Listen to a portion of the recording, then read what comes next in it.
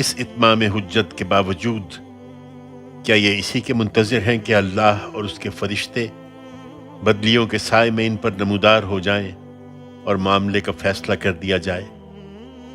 لیکن یہ اللہ کا طریقہ نہیں ہے، اور اس طرح کے معاملات تو اللہ ہی کے حوالے ہیں۔ بنی اسرائیل سے پوچھو، ہم نے ان کو کتنی واضح نشانیاں دیں، مگر اس سے کیا فائدہ ہوا؟ اور حقیقت یہ ہے کہ جو لوگ اللہ کی ہدایت جیسی نعمت کو پا لینے کے بعد اس کو گمراہی سے بدلتے ہیں، وہ اللہ کی گرفت سے نہیں بچ سکتے، اس لیے کہ اللہ سخت مواخذہ کرنے والا ہے۔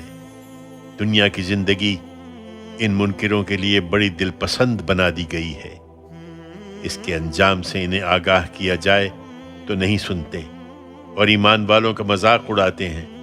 درحال کہ خدا سے ڈرنے والے قیامت کے دن ان کے مقابلے میں عالی مقام ہوں گے۔ یہ ان کے لیے اللہ کا فضل ہے، اور اللہ جس کو چاہے گا اپنا فضل بے حساب عطا فرمائے گا۔